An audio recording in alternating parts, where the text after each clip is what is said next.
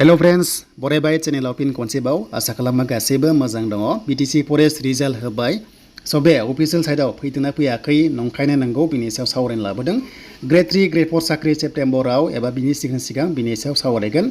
And physical test डकुमेन्ट्सआ मा लांनांगोन बेनो जाबाय फरेस्टआव। एन्ड मोनसे बाथ्रा दायो एग्जाम पास जानाय लोगो लोगो नोंथांमोननि साख्रि जायाखै मानोना फरेस्टआव गोबां स्टेज 1 and 2 and 3 दङ। जों बेखौ अफिसियेल नटिसखौ नायगोन। दा गोबाव खालामा जों थांनि अफिसियेल वेबसाइट CSPआव प्लास बड'लेण्ड इउनिभारसिटियाव बिनि सिगां जायफ्रा चेनेलाव गोदान साबस्क्राइब खालामना ला जेब्लायबो लेटेस्ट भिडिअ नोंथांमोना बड' जब इनफो अफिसियेल इउटुब चेनेलाव मोननो हागोन। स' दायो जों BUनि अफिसियेल साइटआव फैबाय आरो बेयाव फैनाय लोगो लोगो जों स्क्रिनाव नायोबा रिभाइस नटिस टेटनि एन्सार किस फैदों बेनिफ्राय गुबुन एग्जामनि नटिस फैदों Gr-3 आरो Gr-4आव। स' बिनिफ्राय जायनोखि Gr-3आव एग्जाम होनो थांगासिनो दङ डिग्री लेभेलासो एडमिट फैदों HS लेभेला दासिमबो फैथ'वाखै आन्दायनाङा 15 जुनाव डिग्री लेभेला जागोन आरो लोगोसे 13-14 जुनाव Gr-4आव अरेल टेस्ट जानो थांगासिनो दङ। स' बिनिफ्राय सेप्तेम्बर सिगां साख्रि मोननाय चान्सआ दङ मानोना इलेक्सना सेप्तेम्बराव बिनि सिगां सरकारा साख्रि होनो हागौ। थ' बेखौ दोनथ'नानै जों दा फरेस्टनि रिजाल्टआ CSPनि साइडआवबो फैयाखै आरो लोगोसे अफिसियेल वेबसाइट बड'लेण्ड इउनिभारसिटिनि साइडआवबो जों मोनथ'वाखै। जिनिखि दायो नोंथांमोना बेयाव फैयोबा CSPआव मोननाय नङा। जानो हागौ बिथांमोना उनाव पाब्लिश खालामगोन जानांगौ गाबोनफोर दसे नेथ'दो दायो भिडिअ खालामनाय टाइमाव दासिमबो जों नुनो मोनाखै। स' दानिया रिजाल्टआ बबेयाव मोन्दों गोबांथार कमेन्ट्स फैदों। बे रिजाल्टआ निउस पेपार आसाम स्टेटनियाव फैनायखौ जोङो नुनो मोन्दों जेराव नोंथांमोना बेखौ मिन्थिखाबाय जानांगौ खायसे नाथाय खायसे मिन्थियाखै जायनि जाउनाव एसे गोनो गोथो जागासिनो दङ।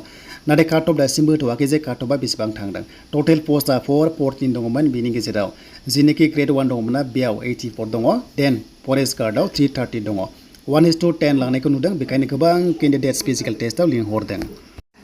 दा बे फिजिकेल टेस्टआव माबादि लागोन क्राइटेरिया जों बेखौ नायगोन आरो खायसे एग्जाम पास जादोंबाबो फिजिकेल टेस्टआव थांनाय नङा मानोना प्रेक्टिस गैया। देन बेनिफ्राय फरेस्टार ग्रेड 1 स्किल पेखौ ग्रेड पेखौ नायदो फरेस्ट गार्डखौबो नायदो। दा जों बे नटिसखौ नायोबा नोंथांमोना बेयाव नाय जे स्किल पे आरो ग्रेड पेआ गोरोबा HS ग्रेड पेआ खम बेनिफ्राय डिग्रिया बारा आरो जायफ्रा डिग्री पासखा HS लेभेलाव मोनदोंबाबो लास्टआव प्रमोसन जागोन। दानिया जोङो फिजिकेल टेस्टआव थांनोबा गासैबो गोरोबनांगोन होमबासो नोंखौहाय फिजिकेल टेस्टआव एलाउ खालामगोन।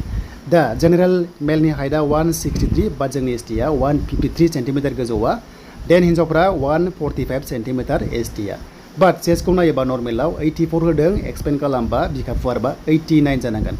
बे मोनसे जेनेरेल लादों अके हिन्जावफ्राबो जेनेरेल लादों नाथाय जोंनि STआ रेहाय दङ। जोंनि STआ रेहाय दङ। आसाम पुलिस हान्जा आसाम फरेस्टआ जोंहा एसे खमावनो थांगोन हमना ला 79आवनो एक्सेप्ट एबा 77आव एक्सेप्ट जानाय चान्सआ दङ। बेखौ नटिस बर्डआव होगोन जेब्ला फिजिकेल टेस्टआव थाङो। दा जों बे जेनेरेलजों खारफानो हाया अके जोंहा 5 सेन्टिमिटारा खमा जाखायो। गोबां कमेन्ट्स मेडिकेल टेस्ट दङ नर्मेल मेडिकेल टेस्ट दङ जेरै नकनि बिनिफ्राय फ्लेट फुट बेखौ नायगोन आसाम पुलिसाव जि नायो बे गासैबो अकेबासो नोंखौहाय रानिं खालामनांगोन एबा थाबायनो एलाउ खालामगोन नङाबा गासैबो जुदि जि बिनायजों गोरोबाबा नोंथांमोना डिसक्वालिफाइड जागोन फिजिकेल टेस्ट होनो मोननाय नङा। भाइभा टेस्ट दङ लास्टआव भाइभा टेस्टजों दाजाबनानैसो मोनसे स्पेशेल काट अफ एग्जाम्पल हमना ला रिटेन एग्जामाव दा काट अफआ जास्ट एग्जाम्पल 80 थांबायनो आरोबाव भाइभा टेस्टआव दाजाबनानै 10 दाजाबबाय हमना ला एग्जाम्पल अब्ला लास्टआव 90 थ' बे टाइपनि काट अफ जास्ट एग्जाम्पल होदों आं नोंथांमोना कनसेप्टखौ क्लियार जाबाय। थ' बेनो फिजिकेल टेस्ट दङ मेडिकेल टेस्ट दङ बेनिफ्राय लास्टआव भाइभा टेस्ट दङ बेनिफ्राय लास्टआव नोंथांमोननि मेरिट लिस्ट।